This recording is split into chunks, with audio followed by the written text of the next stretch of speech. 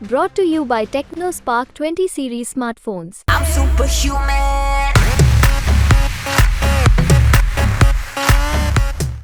नमस्कार, मैं हूं शिवा पुरोहित। एमपी तक में आपका स्वागत है।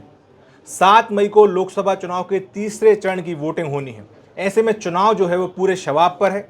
सागर लोकसभा सीट से बीजेपी की प्रत्याशी हैं डॉक्टर लता बानखेड़े।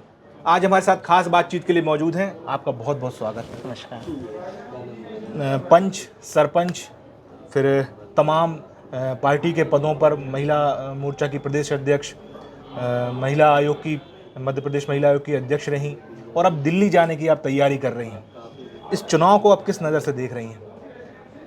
देखिए, भारतीय जनता पार्टी में है ये संभव है कि एक पंच व्यक्ति को पार्लियामेंट पर पहुंचाता है। ये मोदी है तो मुमकिन है और ये कहावत चरितार्थ हो गई है, क्योंकि हमने अपने राजनीतिक जीवन का कैरियर 95 में एक मकरोनिया के 12 नंबर वार्ड से पंच का चुनाव लड़कर शुरुआत की थी। उसके बाद हम निरंतर भारतीय जनता पार्टी की सदस्यता हमने 92 में ले ली थी, लेकिन सक्रिय राजनीति में हम 95 से आए हैं। उसके बाद हम निरंतर विभिन्न भारतीय जनता पार्टी के छोटे छोटे पदों से रहे, मंडल के उपाध्यक्ष से लेके भारतीय जनता पार्टी महिला मोर्चा के जिला महामंत्री से लेके जिला अध्यक्ष, फिर जिला उपाध्यक्ष, फिर प्रदेश उपाध्यक्ष, राष्ट्रीय कार्यकारिणी सदस्य माननीय स्मृति जी ईरानी की टीम में हम थे। उन्होंने हमें एक महिला सुशासन कार्यक्रम था, उसका राष्ट्रीय संयोजक बनाया। उसके तहत हम पूरे राज्यों में, हर राज्यों में हमने जाकर काम किया, सम्मेलन किए। इस तरह फिर हम महिला मोर्चा के प्रदेश अध्यक्ष बने। उसके बाद महिला आयोग के अध्यक्ष बने, कैबिनेट मंत्री का दर्जा दिया हमारी सरकार ने हमें।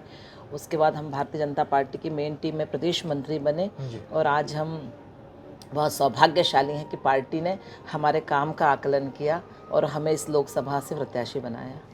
चुनाव जब नज़दीक आए थे तब से आप नंबर 1 पर थी टिकट की दावेदारी में और अंत में आपको ही टिकट मिला।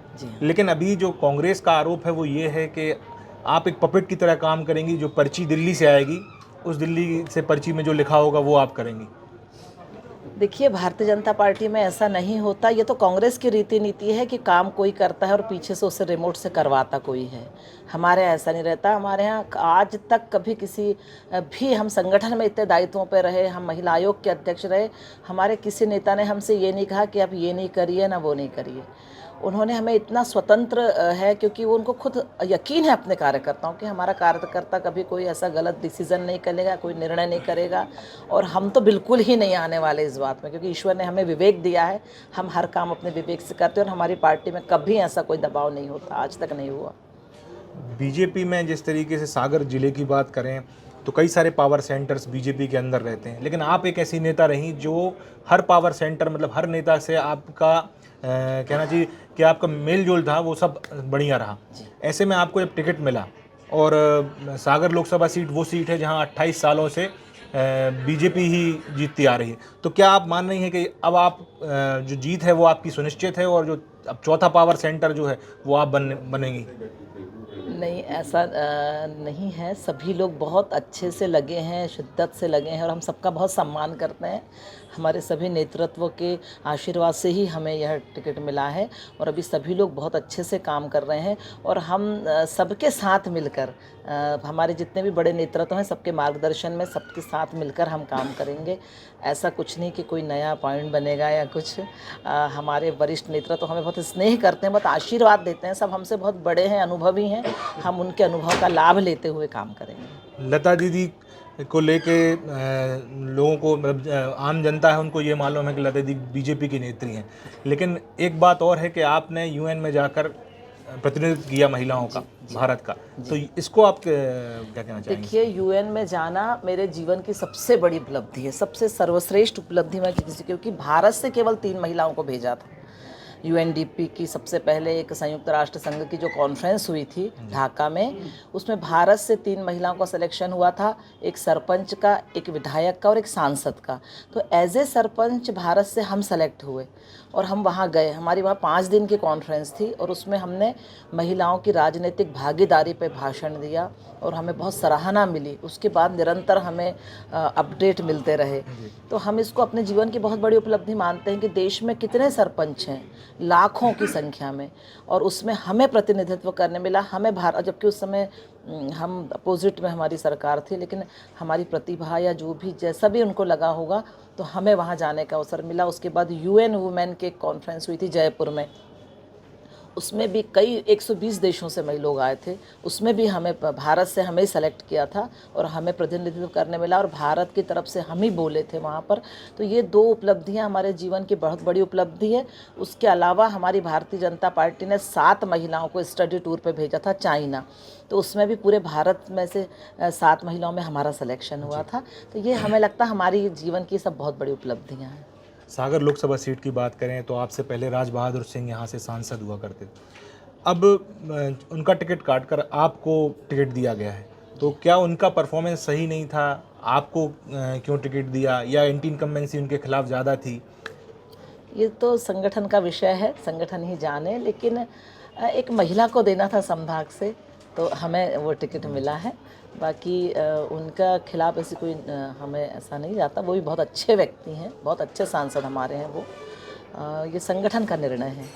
2 चरणों की वोटिंग हुई है और दोनों चरणों में वोटिंग जो है वो कम हुई है, जिसके बाद बीजेपी के माथे पर चिंता की लकीरें ज़्यादा खिंच गई हैं।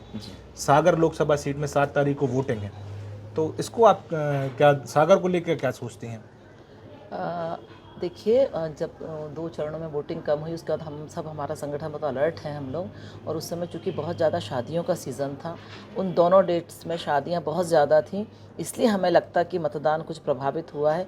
लेकिन अब हमारी कार्य योजना जो बनी है वो बहुत मजबूती के साथ बनी है बूथों पे। अब इस बार मुझे लगता है कि अब वोटिंग % हमारा 70 से ऊपर होगा। आप महिला हैं और आपको बीजेपी ने टिकट दिया है। अभी जीतू पटवारी ने जो बयान दिया इमरती देवी को लेकर, इसको किस तरीके से देखती हैं? उसका तो हम तीखा विरोध करते हैं, क्योंकि कांग्रेस की हमेशा यही कार्यशैली रही है, यही पद्धति रही कि महिलाओं का बहुत अपमान करते हैं। वो महिलाओं को बिल्कुल झेलते नहीं, सहन ही नहीं करते, जबकि महिलाएं देश की आधी आबादी हैं। और उन्होंने जो कहा है उसके लिए हम सब बहुत व्यथित हैं और हम उनका पुरजोर विरोध करते हैं। और वो जब तक क्षमा नहीं मांगते हमारी, उन जिनके बारे में उन्होंने कहा है, हमारी इमरती जी के बारे में, हम तब तक उनको माफ़ नहीं करेंगे। और हम उनको आगाह करना चाहते हैं कि छेड़ना मेरे स्वाभिमान को, सिर पे उठा लूँगी आसमान को। माना कि देखने में शक्ति तुम्हारे पास है, मगर ये मत भूलना कि मैंने ही जन्मा है हर शक्तिमान को। किन मुद्दों को लेकर लता जो है वो जनता के बीच जा रही हैं? विकास। देखिए, हमारी पार्टी का जो मूल मंत्र है वो है विकास, सुशासन और अंत्योदय। हम बस इन 3 मुद्दों को लेकर काम करते हैं। हमारे देश के यशस्वी प्रधानमंत्री, युग जननायक, भारत के भाग्य विधाता, उन्होंने एक ही संकल्प लिया है, विकसित भारत की संकल्पना को हमें पूरा करना है। उन्हीं मुद्दों को लेके हम चल रहे हैं। हमारे लोकसभा के जो विशेष मुद्दे सामने हमारे आए हैं, लोगों की जो मांग आई है, निरंतर 2 महीने से हम जो प्रचार कर रहे हैं, उसमें सबसे ज़्यादा ट्रेनों का स्टॉपेज हमें चाहिए है। और हमारी उन 3 विधानसभाएँ जो शिरोन, शमशाबाद और कुरवाई है, वहाँ पे ट्रेन रूट नहीं है, तो वहाँ हम कैसे ट्रेन रूट ला सकते हैं, ये हमारी प्राथमिकता होगी। हमारे सागर को एयर स्ट्रिप की ज़रूरत है, वो यहाँ कैसे आ सकता, वो हमारी प्राथमिकता होगी। तीसरी प्राथमिकता हमारी होगी रोजगार। हमारे युवाओं को रोजगार की बहुत आवश्यकता है। बिना रिफाइनरी में जो हमारा 50,000 करोड़ का निवेश हुआ है, उसमें हमारे ज़्यादा से ज़्यादा हमारे क्षेत्र के युवाओं को रोज़गार मिल सके, किस तरह से। और हम अपनी बहनों के लिए ख़ास तौर पे, हमारे प्रधानमंत्री जी ने अभी हमारे घोषणा पत्र में जो 3 करोड़ महिलाओं को लखपति दीदी बनाने का वचन दिया है, तो उसमें हम ये चाहेंगे कि हमारे लोकसभा से ज़्यादा महिलाएं करोड़पति दीदी बने, ये हमारा लक्ष्य है। और स्वास्थ्य सुविधाएं हमारे यहाँ हैं बहुत, हमें मेडिकल कॉलेज मिला है, लेकिन उनमें और बढ़ोतरी हो, ये हमारा प्रयास रहेगा। बहुत बहुत शुक्रिया MP तक से बात करने के लिए। ये थी डॉक्टर लता बानखेड़े, जो कह रही हैं विकास के मुद्दे पर वो जनता के बीच जा रही हैं और वोट मांग रही हैं। नमस्कार।